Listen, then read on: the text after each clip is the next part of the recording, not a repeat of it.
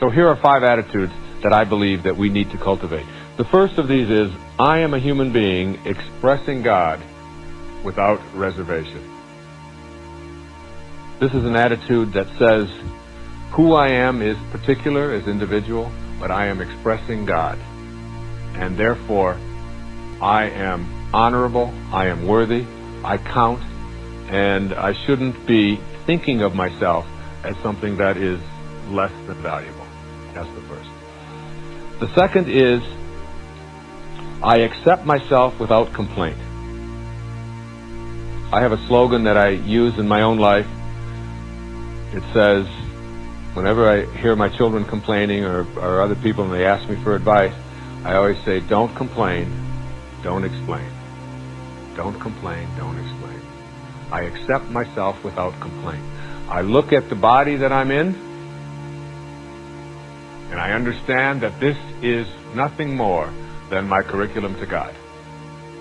There are things about it that if I were to be designing it myself, perhaps I would have done a little differently. I might have put a little extra hair on the top. I might have made myself a little taller.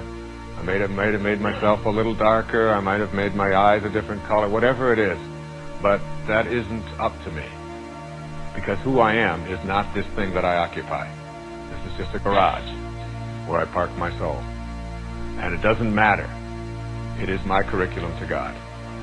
And whether it can see or can't see, whether it's in a wheelchair, whether it's 4'1" or 7'3", whether it's dark or white, whether it's living on the plains of the Kalahari, or whether it's living in New Guinea, or in Detroit, or Chicago, it doesn't make any difference. I accept myself without complaint. This is what I showed up in. And not only do I accept myself without complaint, but I accept life without complaining. And all of us have that choice, and we don't listen to that inner voice. That inner voice, I've often said that if prayer is you talking to God, then your intuition is God talking to you. And that intuition is something you want to listen to.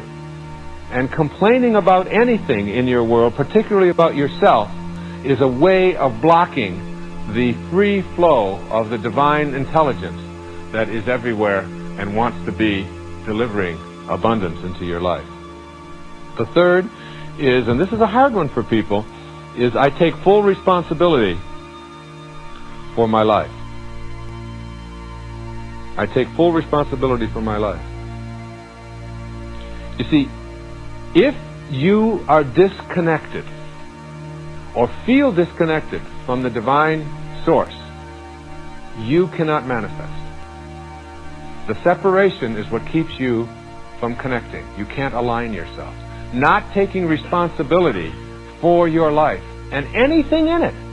And I get letters from people who feel that I shouldn't be saying this, because people who have illnesses that they can't do anything about, they don't want to have to take responsibility for them. Or people who have been victims of abuse and things like this, don't want to take responsibility for them. Taking responsibility doesn't mean that you feel guilty about anything that has come your way. It means that I have attracted this into my life in some way that I don't understand. It has showed up in my life, and it's my life. And I want to be able to ensure that these things don't show up anymore, and also I want to be able to send them out of my life. But I can't do it if I don't assume a kind of responsibility for them. No guilt. And the fourth one is, I take on no guilt. If you feel worthy, you don't take on guilt.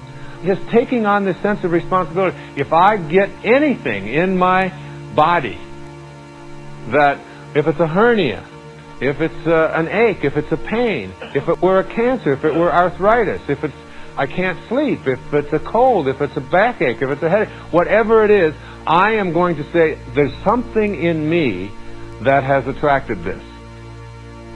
Rather than, I don't know how this happened, I'm just a victim. These kind of things happen. We live in a carcinogenic world, and these kind of things just happen. It's like the minute that you take responsibility for it, you connect to the divine source, which can heal it. The minute that you say, I had nothing to do with this, then you put that barrier up there and you're disconnected from the healing of it. So I'm not talking, I want to re-emphasize, I'm not talking about feeling guilty about it. I'm talking about saying, it's here, I've experienced it, I can do something with it. I can either go back to that stage of being an athlete and being a warrior and say, it's all in my ego, or I can do something profound about it, which is to say I can teach and become a statesman and a spiritual being by teaching others how to avoid having this happen. It came to me for a reason. I don't have to understand it, but I take responsibility for it. No guilt, no abdicating the person who was responsible for it and saying, oh, it wasn't their fault. None of that. No removal of the punishment that the person deserved for that kind of conduct. None of that. Simply taking responsibility and saying, I now connect to whatever it is that's in my life, and I no longer am going to carry around the anguish and the guilt there, any place in my life. As soon as you do that, you honor your worthiness to receive the healing, to receive the abundance, to receive the love that might have been missing from your life. The fifth and final affirmation or attitude to create for ourselves a sense of being worthy is to have congruency in your life. Congruency. I understand the importance of harmony between my thoughts, my feelings, and my behaviors. Very often, most of the problems that we face as people come from our inability to have congruency or harmony exist between what I think, what I feel, and how I behave. I may think one thing, I may feel something else, and then behave in a different way. And to have a congruency is to honor your worthiness. Virtually all addictions come from an incongruency. I have a thought about one thing, I feel something else, and then I behave in a different way. And that incongruency is what keeps us from feeling worthy.